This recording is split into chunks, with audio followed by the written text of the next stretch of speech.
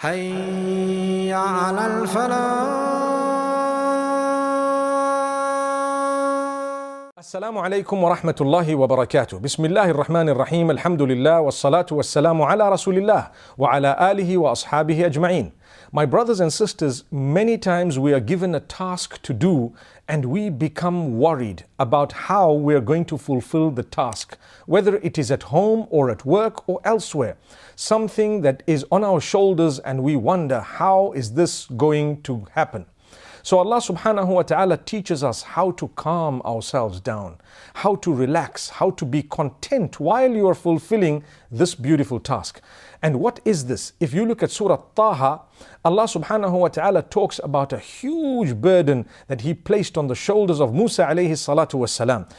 And Allah subhanahu wa ta'ala says between verses 25 and 28 of the same surah, قال رب اشرح لي صدري ويسر لي أمري واحلل عقدة من لساني يفقه قولي. Amazing verses. He said, "O my Rabb, اشرح لي صدري, make clear for me my chest," which means make it easy for me, make me strong, strengthen me. اشرح لي صدري ويسر لي أمري, make easy this task for me, my task, make it easy for me. وَاحْلُلْ عُقْدَةً مِّن لِسَانِي يَفْقَهُ قَوْلِي, and untie the knot on my tongue so that they understand what I am saying. He made this dua. We are taught we can repeat the same dua whenever we are tasked to do something. رَبِّ اشْرَحْ لِي صَدْرِي وَيَسِّرْ لِي أَمْرِي وَاحْلُلْ عُقْدَةً مِّن لِسَانِي يَفْقَهُ قَوْلِي. Especially when you're asked to speak to people, when you're asked to say something, it is very important you hand your affairs to Allah. You say a short prayer for the sake of Allah subhanahu wa ta'ala, so that Allah will help you, and you then be calm and relax. Allah will take care of things. So Musa alayhi salatu wasalam was granted the dua. He was very calm, very relaxed. He was able to face the Pharaoh and ultimately succeed. May Allah subhanahu wa ta'ala grant us success. That's a very, very beautiful lesson. We have another lesson also to learn from Surah Taha regarding contentment. When we speak to people, we should always use soft words. Even when speaking to your enemies, use soft words. Allah subhanahu wa ta'ala says to Musa alayhi salam and Harun, فَقُولَا لَهُ قَوْلًا لَيِّنًا لَعَلَّهُ يَتَذَكَّرُ أَوْ يَخْشَى. Both of you should say words that are soft to the Pharaoh. Perhaps he might be reminded. Perhaps he might be fearful of Allah. He might learn his lesson. If you are to be harsh, even with your enemies, perhaps the enmity will become more, and perhaps a war may begin where the losers, everyone loses. May Allah subhanahu wa ta'ala grant us protection. So part of wisdom and part of achieving greater contentment even with your enemies around is to say words that are calm, filled with softness. Don't use hard words. My brothers and sisters, many of us are little pharaohs in our own homes where we use terrible words. Soften up. Use soft words. Use beautiful words, kind words. Swallow that anger of yours. You will achieve contentment. If Allah is telling Musa alayhi salam this regarding the Pharaoh who was the worst of the time, none of us are better than the Prophet Moses, may peace be upon him. And none of the people we would ever address can be worse than the Pharaoh who actually thought himself to be a god. May Allah subhanahu wa ta'ala grant us protection. And then we learn in verse number 72 a beautiful lesson regarding the magicians who were called by the Pharaoh.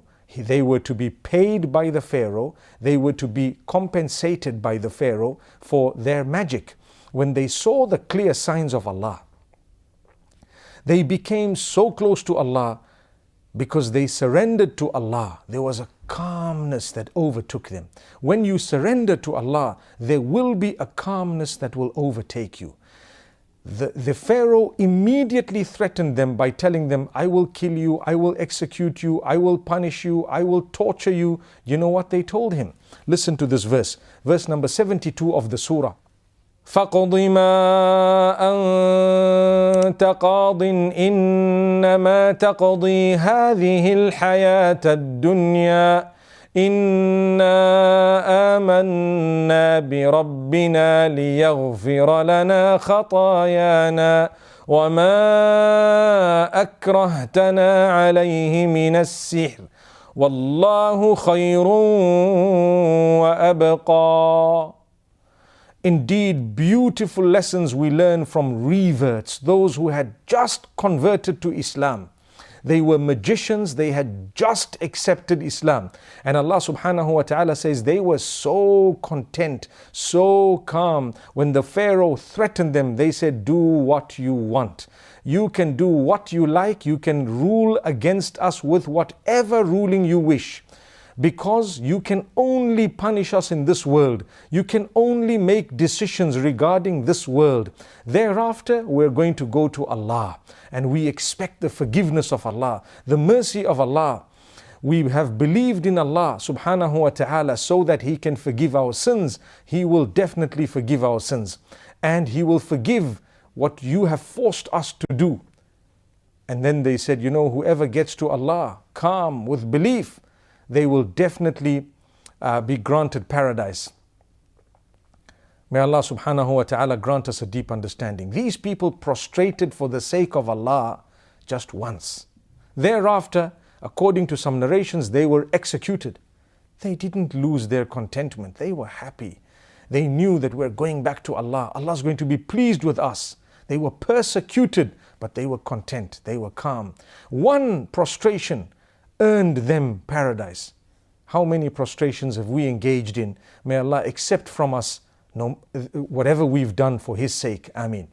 So my brothers and sisters, we move on to more of Surah Taha, where Allah subhanahu wa ta'ala speaks of how forgiving He is.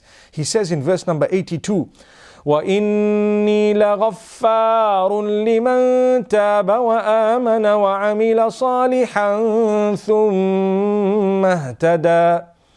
Indeed, I am the most forgiving to those who seek forgiveness and then believe and then do good deeds. They've changed their lives. Allah says, for them, I will continue to forgive such people. May Allah subhanahu wa ta'ala continue to forgive us the major sins, yes, and the minor sins as well. May Allah help us to change our lives.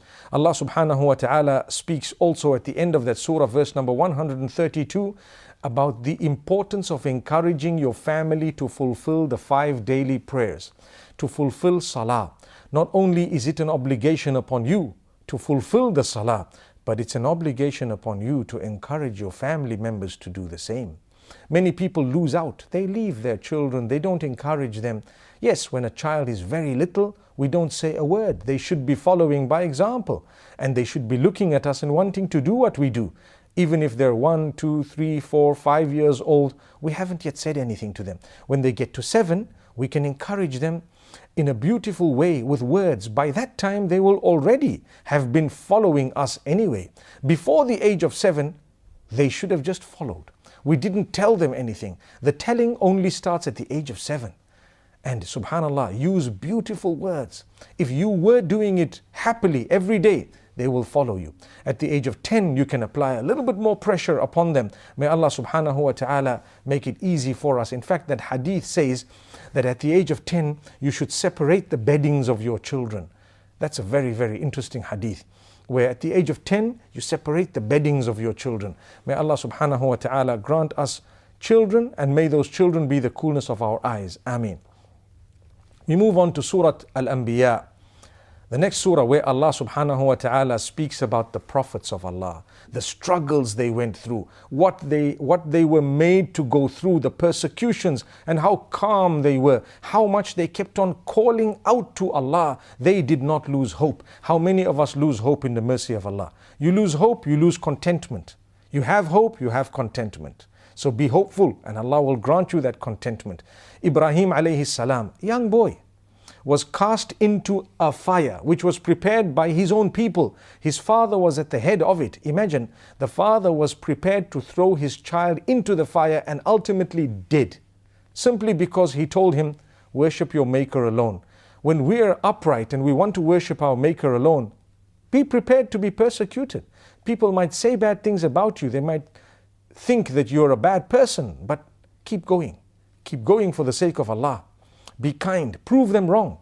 But don't lose your faith in your Maker. Never. Ibrahim alayhi salatu wasalam, when they told him, we're going to cast you into the fire, what could he do? He was a young boy.